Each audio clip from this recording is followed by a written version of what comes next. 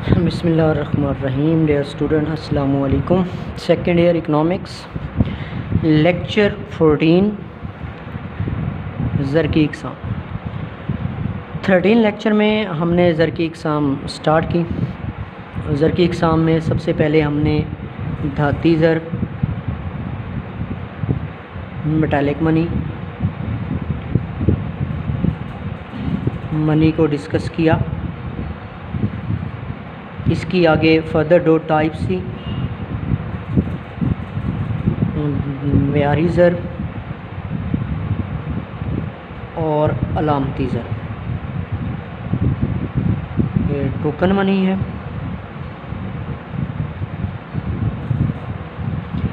اور یہ اسٹینڈرڈ منی ہے. یہ زر کی پہلی ٹائپ تھی. اور دوسری ٹائپ تھی کاغذی زر، پیپر منی.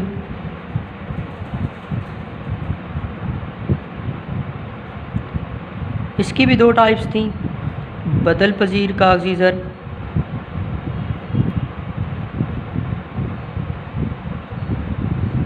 اور غیر بدل پذیر کاغذی زر.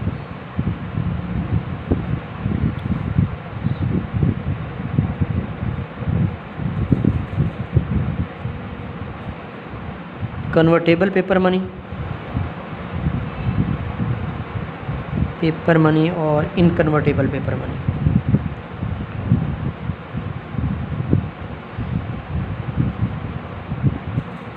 یہ ہم نے یہ دو ٹائپس اور اس کی جو سب ٹائپس ہیں ہم نے یہ لیکچر 13 میں ڈسکس کر لی تھی. تیسری ٹائپ آج جو ہم سٹارٹ کر رہے ہیں وہ ہے قانونی زر، لیگل منی.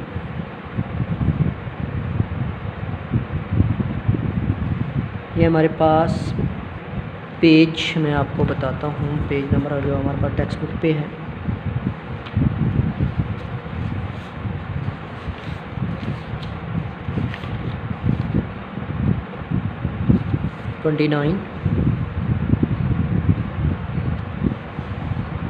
قانونی لیگل یہ ایسا زر ہوتا ہے جسے قرضوں کی ادائیگی، قیمتوں کو ادا کرنے اور عام لین دین میں حکومت کی طرف سے قانوناً قبول کرنا پڑتا ہے. قانوناً قبول کرنا. کوئی بھی شخص اس زر کو لینے سے انکار نہیں کر سکتا. یعنی اشیاء کے لین دین میں یہ زر قانوناً قبول کرنا پڑتا ہے. جو شخص اس سے لینے سے انکار کرے گا وہ قانونی طور پر مجرم ہوگا، اس کے خلاف کارروائی بھی ہو سکتی ہے. ایسے زر کو کہتے ہیں قانونی زر. دوبارہ سنیں، قانونی زر ایسا زر ہوتا ہے جسے قرضوں کی ادائیگی، قیمتوں کو ادا کرنے اور عام لین دین میں حکومت کی طرف سے قانوناً قبول کرنا پڑتا ہے اور اس کو قبول نہ کرنا جرم تصور کیا جاتا ہے. اب پاکستان میں کیا ہے قانونی زر؟ اس وقت پاکستان میں تمام سکے جتنے بھی ہمارے ملک میں سرکولیٹ ہو رہے ہیں، کوائنس اور کرنسی نوٹ، یہ قانونی زر ہیں. ٹھیک ہے، اب میں یہاں سے آپ کو بتاتا ہوں. اس سے مراد ایسا زر ہوتا ہے جسے قرضوں کی ادائیگی، قیمتوں کو ادا کرنے اور عام لین دین میں حکومت کی طرف سے قانوناً قبول کرنا پڑتا ہے. اس کو قبول نہ کرنا جرم تصور. اب جتنے بھی کرنسی نوٹ ہیں یا سکے ہیں، کوئی بھی شخص انہیں لینے سے انکار نہیں کر سکتا. اگر وہ لینے سے انکار کرتا ہے تو وہ قانونی طور پر مجرم ہے، اس کے خلاف کارروائی ہو سکتی ہے. اس وقت پاکستان میں رائج تمام سکے اور کرنسی نوٹ قانونی زر کہلاتے ہیں جنہیں قانونی طور پر قبول کرنے کی درج ذیل وجوہات ہیں. یہ شارٹ کوشچن بھی آ سکتا ہے کہ قانونی زر کو قبول کرنے کی کیا وجوہات ہیں. حکومتی پشت پناہی کے باعث قانونی زر بطور اعلیٰ تبادلہ استعمال ہوتا ہے اور کوئی شخص اسے اشیاء کے لین دین کے معاملے میں لینے سے انکار نہیں کر سکتا. دوسرا، کوئی بھی شخص لینے سے انکار نہیں، حکومت کی طرف سے جاری کردہ ہے تو کوئی شخص اس کو لینے سے انکار نہیں کر سکتا. ادھار لین دین کے معاملے میں اگر قرض خواہ مقروض کی ادائیگی، ادا کردہ قانونی زر کی ادائیگی کو قبول نہ کرے تو قرض خواہ نہ صرف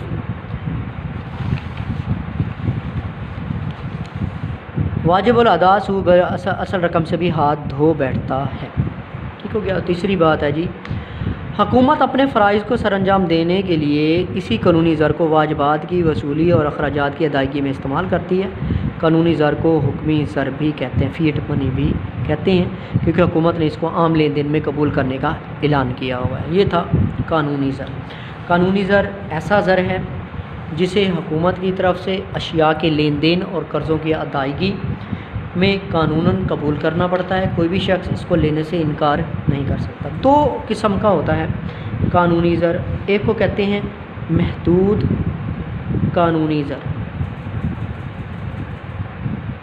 اور ایک ہے غیر محدود قانونی زر۔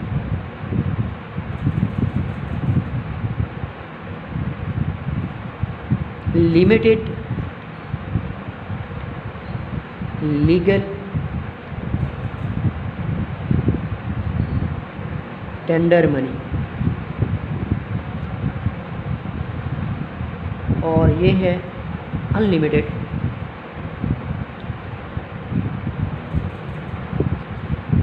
Legal tender money.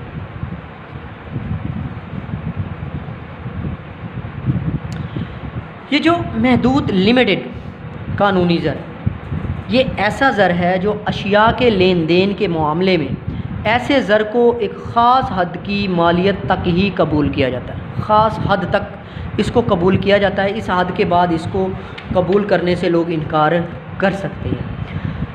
لیکن اگر اس زر کی ادائیگی ایک حد سے تجاوز کر جائے تو رقم کا وصول کنندہ اسے لینے سے انکار کر سکتا ہے۔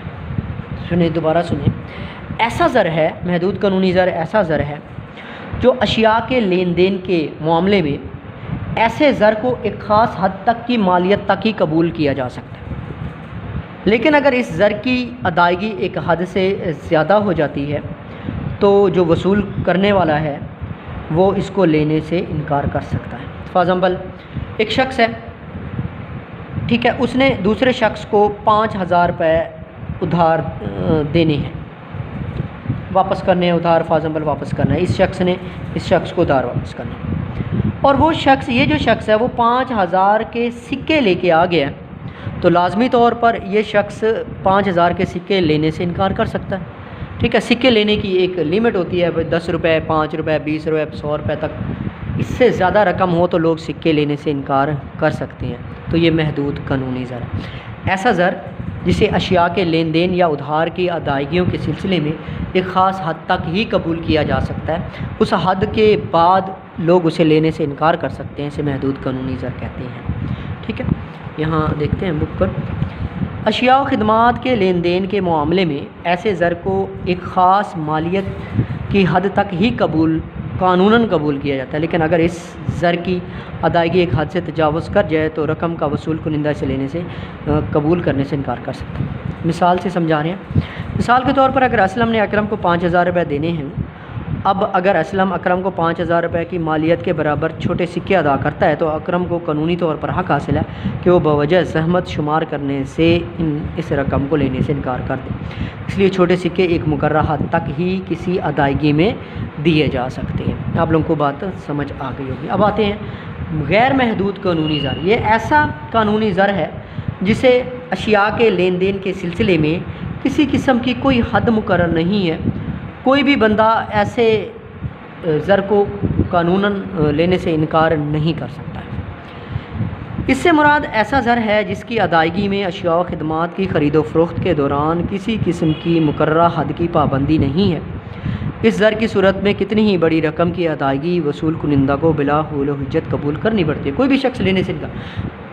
سکے ہیں، محدود قانونی زر ہے، کرنسی نوٹ ہے، غیر محدود قانونی زر ہے۔ اگر آپ کو کوئی بندہ 10,000، 5,000، 1,000، 2,000 کرنسی نوٹ کی شکل میں دے رہا ہے تو کوئی بھی شخص اسے لینے سے انکار نہیں کر سکتا۔ پاکستان میں غیر محدود قانونی زر کے زمرے میں 5 روپے کے سکے سے لے کر 5,000 روپے کے کرنسی نوٹ ہوتے ہیں۔ یاد رہے کہ لین دین کے معاملے میں غیر محدود قانونی زر لینے سے انکار کی صورت میں جرم تصور ہوگا اور وصول کنندہ کے خلاف قانونی چارہ جوئی بھی کی جا سکتی ہے۔ اشیاء کے لین دین یا دیگر قیمتی سرگرمیوں کی ادائیگی کے لیے غیر محدود قانونی زر بلا خوف و خطر چھوٹی بڑی رقم کی صورت میں ادا کیا جا سکتا ہے۔ ٹھیک ہے، نیکسٹ جو 4تھ ٹائپ ہے ہمارے پاس وہ ہے اعتباری زر، کریڈٹ منی۔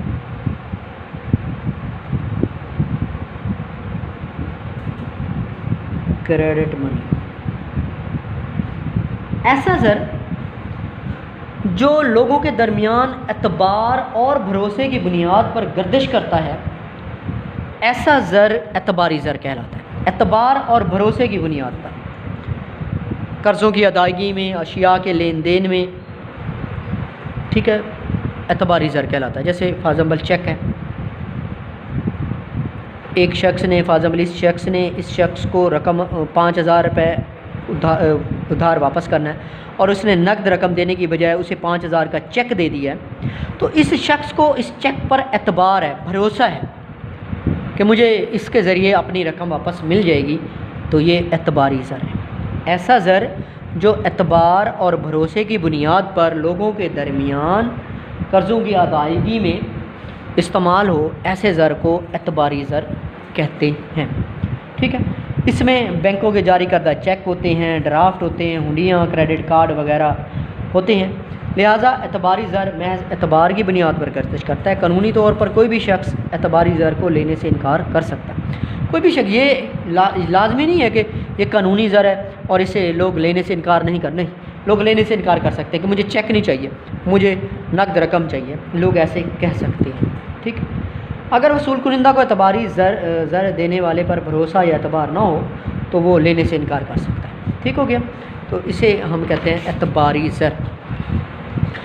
एतबारी ज़र कर्ज़खा और कर्ज़दार के दरमियान भरोसे या एतबार की बुनियाद पर गर्दिश करता है। ये ज़र बैंकों के जारी करता चेक, ड्राफ्ट, हुंडियों, क्रेडिट कार्ड वगैरह पर मुश्तमिल है। एक दो लफ्ज़ आए हैं, चेक के बारे में आप लोगों ने सुना होगा, हुंडियाँ, क्रेडिट कार्ड, ये आगे आ रहा है, इनके बारे में बता दूँगा मैं आप लोगों को। लिहाजा एतबारी ज़र महज एतबार की बुनियाद पर गर्दिश करता है। कानूनी तौर पर कोई भी शख्स एतबारी ज़र को लेने से इनकार कर सकता है। अगर वसूल कुनिंदा को एतबारी ज़र देने वाले पर भरोसा या एतबार ना हो तो वो इनकार कर सकता है। चूँकि वसूल कुनिंदा को एतबारी ज़र यानी चेक, ड्राफ्ट वगैरह की सूरत में रकम वसूल करने या ना करने का पूरा इख्तियार होता है, इसलिए एतबारी ज़र को इख्तियारी ज़र भी कहते हैं। याद रहे, किसी भी मुल्क में ज़र की कुल रसद का बेशतर हिस्सा एतबारी ज़र पर मुश्तमिल होता है। बड़ी मिकदार में करेंसी नोटों को एक जगह से दूसरी जगह मुंतकिल करना मुश्किल काम होता है। इस तरह एतबारी ज़र कीमतों और कर्ज़ों की बआसानी अदायगी के लिए मौसर। अब बहुत बड़ी रकम को एक जगह से दूसरी जगह ले जाने की बजाय आप एक चेक लेके जाते हैं तो ये ज़रा आसानी हो जाती है, इसे कहते हैं एतबारी ज़र। ऐसा ज़र जो लोगों के दरमियान उधार लेन देन में एतबार और भरोसे की बुनियाद पर गर्दिश करे, ऐसे ज़र को हम कहते हैं एतबारी ज़र। जैसे चेक है, ड्राफ्ट है, हुंडियाँ हैं, क्रेडिट कार्ड है, ये हमारे पास जो हैं एतबारी ज़र हैं। पाँचवीं टाइप, करीबी ज़र, नियर मनी। ये ज़र तो नहीं होता, लेकिन ज़रूरत पड़ने पर इसको ज़र में तब्दील किया जा सकता है। ऐसे ज़र को करीबी ज़र कहते हैं। करीबी ज़र को अशिया के लेन देन के मामलात में फ़ौरी तौर पर आला तबादला इस्तेमाल नहीं किया जा सकता, क्योंकि ये कानूनी ज़र की तरह करेंसी नोट और सिक्कों पर तो मुश्तमिल होता नहीं है, बल्कि ये बैंक को जारी करदा मियादी अमानतों, बॉन्ड्स, कफालतों, हुंडियों, बचत सर्टिफिकेट, सरकारी हिस्से, डाकखाने के सर्टिफिकेट्स की शक्ल में होता है, जिन्हें ज़रूरत पड़ने पर ज़र नक़द की सूरत में तब्दील किया जा सकता है। ठीक है, करीबी ज़र ऐसा ज़र होता है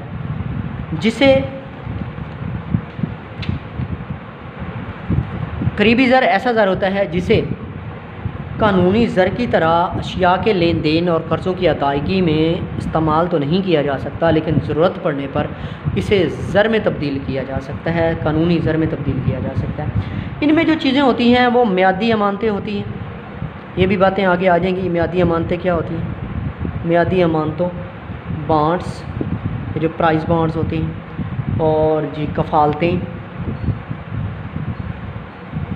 और बचत सर्टिफिकेट्स होते हैं। ये जो चीज़ें होती हैं इन्हें हम कहते हैं करीबी ज़र। मियादी अमानतें, बॉन्ड्स, कफालतें, बचत सर्टिफिकेट्स, जब चाहें आप इनको कानूनी ज़र में तब्दील करवा लें, इसलिए इनको कहते हैं करीबी ज़र। ऐसा ज़र जो कानूनी ज़र की तरह तो नहीं होता कि अशिया व खिदमात के लेन देन में बराह रास्त इस्तेमाल हो, लेकिन ज़रूरत पड़ने पर इन्हें कानूनी ज़र में तब्दील किया जा सकता है। करीबी ज़र को अशिया व खिदमात के लेन देन के मामले में फ़ौरी तौर पर बतौर आला तो इस्तेमाल नहीं किया जा सकता, क्योंकि ये कानूनी ज़र की तरह کرنسی نوٹوں اور سکوں کی شکل میں نہیں ہوتا، بلکہ یہ بینک کی جاری کردہ میعادی امانتوں، بانڈز، کفالتوں، ہنڈیوں، بچت سرٹیفکیٹ، سرکاری حصے ڈاک خانے کے سرٹیفکیٹ کی شکل میں دستیاب ہوتا ہے، جنہیں ضرورت پڑنے پر نقد رقم میں تبدیل کیا جا سکتا ہے۔ آپ انہیں نقد رقم میں تبدیل کر سکتے ہیں۔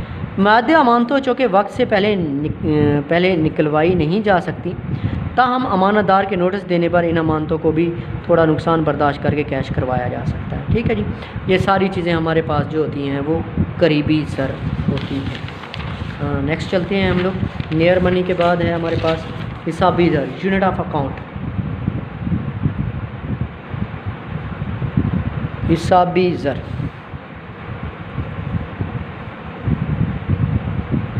Unit of account. حسابی زر کو معیاری زر بھی کہتے ہیں، معیاری زر، اسٹینڈرڈ منی۔ حسابی زر اشیاء و خدمات کی قدر و مالیت کو جاننے میں مدد دیتا ہے، کیونکہ یہ زر کی وہ معیاری اکائی ہے جس کی بدولت اشیاء کی قیمتیں اور رقوم کی گنتی ہوتی ہے۔ ہر کرنسی کا ایک حسابی زر ہوتا ہے، جیسے یہ پاکستان میں 1 روپیہ ہے، یہ حسابی زر ہے۔ ہم جتنی بھی کرنسی لیتے ہیں وہ 1 روپے کی شکل میں، جیسے جی 10 روپے یعنی 1 روپے والے 10، 50 روپے یعنی 1 روپے والے 50، 100 روپے۔ تو ہماری جو کاؤنٹنگ ہوتی ہے وہ 1 روپے سے شروع ہوتی ہے۔ ہم اشیاء کی جو قیمتیں ہوتی ہیں، جو قدر و مالیت ہے، وہ روپے سے شروع کرتے ہیں۔ یہ چیز جی 500 روپے کی ہے، یعنی 1 روپے والے 500 ہوں گے تو 500 روپے بن جائیں گے۔ یہ حسابی زر ہے جس سے اشیاء کی قدر و قیمت کا اندازہ ہوتا ہے، جس سے کرنسی کی کاؤنٹنگ ہوتی ہے، اسے ہم کہتے ہیں حسابی زر۔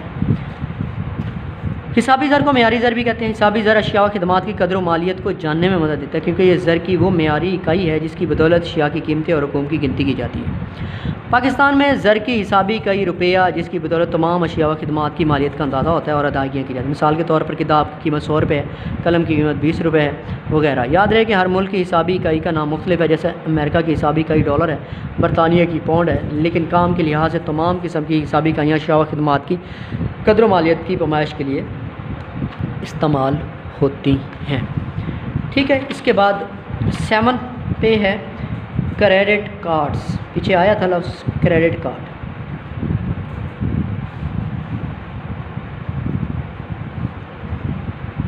بیٹا آپ لوگوں نے سنا ہوگا کریڈٹ کارڈ کے بارے میں، یہ بھی ایک طرح کا اعتباری زر ہے۔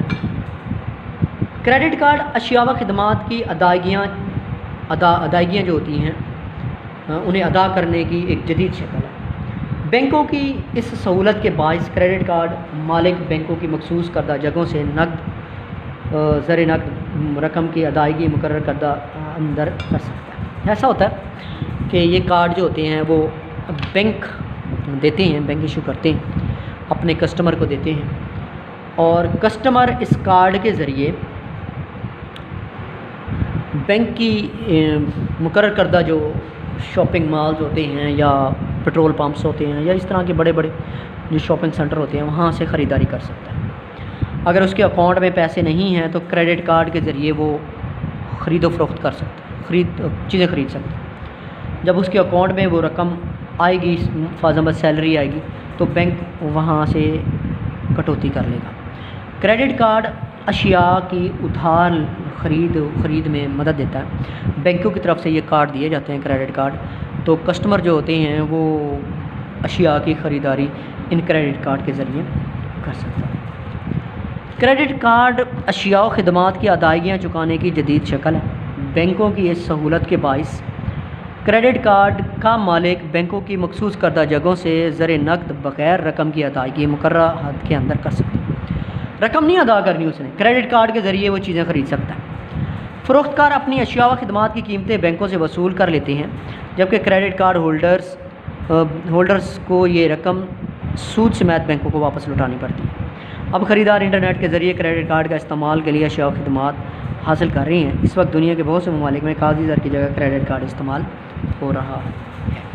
یہ بیٹا ہمارے ہاں تھے زر کی اقسام، جو ہم نے کل ٹاپک سٹارٹ کیا تھا، زر کی اقسام۔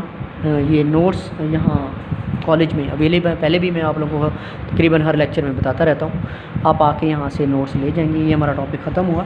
انشاءاللہ پھر نیکسٹ لیکچر میں